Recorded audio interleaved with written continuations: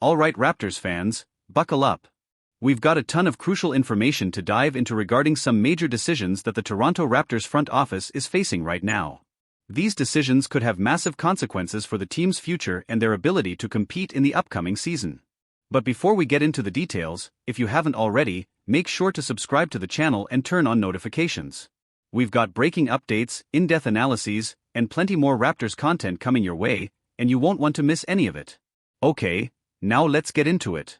The Toronto Raptors have a series of 4 critical contract deadlines looming, and these decisions could determine whether the team stays competitive or enters a period of rebuilding. What happens next? Well, these are the make-or-break moments you need to know about. The first deadline is for none other than Grady Dick, the Raptors' exciting young rookie, picked in the lottery in the 2023 NBA Draft. Toronto has until October 31st to pick up his team option for the 2025-26 season, which is valued at $4.9 million. If they pick it up, they also have an additional decision to make regarding his $7.1 million team option for the 2026-27 season, which can wait for later. But let's focus on the immediate future. While it's highly unlikely that the Raptors would decline his third-year option, he's shown flashes of brilliance. There's always some uncertainty around young players. Dick's rookie season, like many young players, had its ups and downs. But here's the thing, he demonstrated real promise.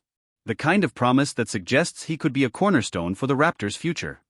He showed improvement over the course of the season, flashed his shooting ability, and hinted at the potential to become a reliable two-way player. There's no reason for the Raptors to be out on him just yet. But here's the kicker.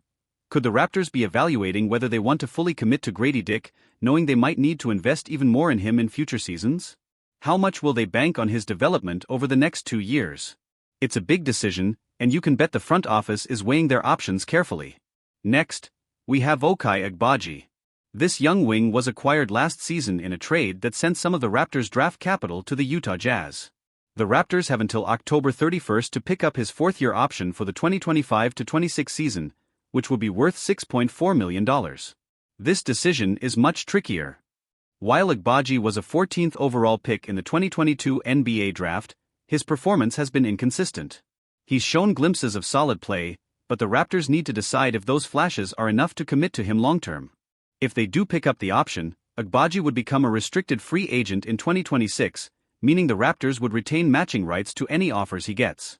Here's what complicates things. The Raptors project to have significant cap space in 2026, and Agbaji's $6.4 million salary could play a pivotal role in trade scenarios or even building the roster.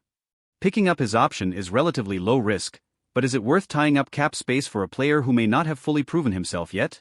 Toronto sent assets to acquire him, so they obviously see something, but the front office is facing a high-stakes decision on this one. Could Agbaji be the key piece to a future Raptors success, or will he end up as trade bait? This one is really interesting. Davion Mitchell, the 9th pick in the 2021 draft, was brought in as part of the Raptors' attempt to bolster their backcourt. But here's the situation. Mitchell hasn't quite lived up to his pre-draft expectations. His role has steadily diminished over the course of his first 3 seasons, and now Toronto has until October 21st to extend his contract or let him hit restricted free agency next summer. Mitchell's case is unique because Toronto has only had one preseason game to evaluate him so far. In that game, he put up 4 points and handed out 5 assists before dealing with a minor injury. He returned later in the game, but is that enough for the Raptors to extend him long-term? Mitchell was seen as a defensive-minded guard with solid playmaking abilities when he entered the league, but he hasn't shown the kind of growth that would make him an automatic extension candidate. Here's where it gets tricky. If the Raptors choose not to extend him, he'll enter restricted free agency, meaning the Raptors could still match any offer he gets. But the risk is that his value might either plummet or soar depending on his play this season.